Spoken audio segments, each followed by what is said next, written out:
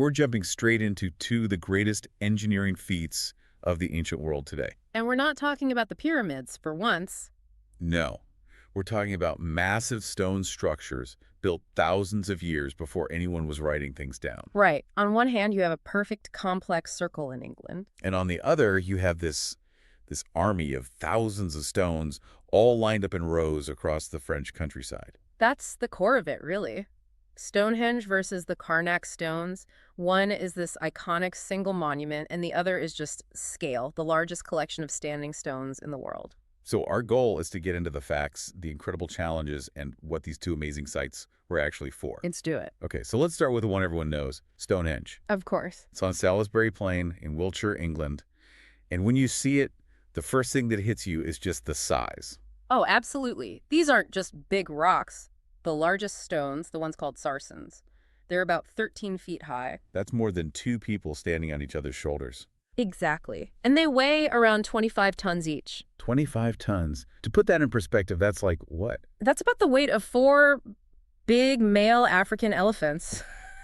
And they're just standing there in this ring. Wow. Okay, but the real mystery isn't just that they're big, it's where they came from. Right, so those big sarsen stones, they were dragged from a place called the Marlborough Downs.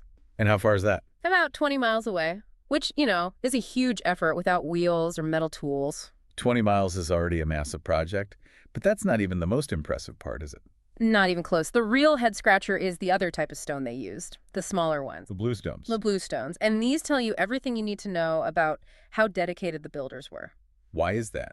Where do they get them? They were sourced from the Presley Hills in Wales. Wait, Wales? That's 100 miles away. At least under 50 miles, maybe even closer to 200, depending on the route they took. 150 miles. How on earth did a Neolithic society move multi-ton stones that far? It had to be an incredible coordinated effort. We're talking about hundreds of people. And what, they just dragged them? For the land parts, yeah, probably. Using huge wooden sleds, maybe rolling them over logs. But the smartest route would have involved water. Like floating them on rafts. Exactly. Building massive rafts or maybe tying them to boats to float them along the coast and up rivers. The risk involved must have been enormous. Huge. And that just tells you these stones weren't just for decoration. They were a huge deal. They must have been seen as having special, maybe even magical properties. So once they got the stones there, they didn't just place them anywhere. Oh, no. The whole thing is a precision instrument. This is the astronomical length. Absolutely. Yeah. The main axis of Stonehenge points directly at the sunrise on the summer solstice. The longest day of the year. And at the sunset on the winter solstice, the shortest day. For farmers who depended on the seasons, this was the ultimate clock. It told them when to plant, when to harvest. And it's important to remember, Stonehenge isn't alone out there on the plain. Right. It's the center of what we call the Stonehenge complex. The whole area is covered in other ancient sites. Like what? Burial mounds, mostly. Hundreds of them. They're called barrows. So it was a cemetery, too. A huge one. But there's also something else, something even stranger, called the cursus. I've heard of that. It's that long strip of land, right? It's basically a 2-mile-long walkway marked by ditches. We think it was for huge processions, a sacred path. It shows the whole area was a ritual landscape, not just one monument. Okay, that changes the whole picture. It's like the main cathedral in a huge religious city. A great way to put it. Now let's switch gears. We leave this perfect single circle in England and head over to France. To Carnac. And you go from one really intense structure to just an overwhelming number of stones. It's the largest collection in the world, you said. Over 3,000 prehistoric stones, all carved from local rock by people who lived there long before the Celts. And visually, it's the complete opposite of Stonehenge. Instead of a circle, you have these long, long rows of stones. Miles of them. They're called alignments. And they're not perfectly straight either. They sort of flow with the shape of the land. And these are much older than Stonehenge, aren't they? Way older. Stonehenge is from around 2500 BC. Carnac, they started building that around 4500 BC. So these stones were standing for 2,000 years before they even started building Stonehenge. Exactly. We're talking about a time deep in the Stone Age. Excavations there find things like pottery fragments and very simple stone tools. So no matter if it was circles or lines, the big question is how. How do they actually build these things? With a ton of ingenuity and brute force. First, they had to get the stone out of the ground. Without metal tools. Right. They probably used fire. They'd heat up the rock face, then douse it with cold water to crack it. Then they'd hammer away at the cracks with harder stones. Okay, so they have the stone. Getting it upright must have been the most dangerous part. For sure. They'd dig a huge hole with one side straight down and the other a gentle slope. A ramp. They'd pull the stone up the ramp with ropes until its bottom edge dropped into the hole. Then everyone would pull from the other side to heave it upright. But at Stonehenge, they went one step further. They put other stones on top. The lintels, yeah. The horizontal ones. For that, you need scaffolding. Or maybe they built huge ramps out of earth just to slide those top pieces into place. But the truly amazing part about Stonehenge is how they connected them. It wasn't just balancing. No, this is what sets it apart.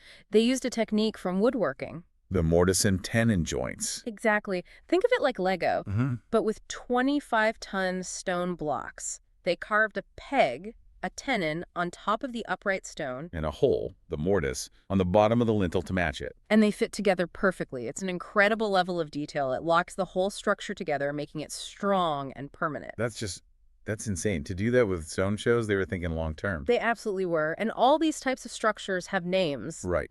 Let's cover those. A single standing stone, like at Carnac.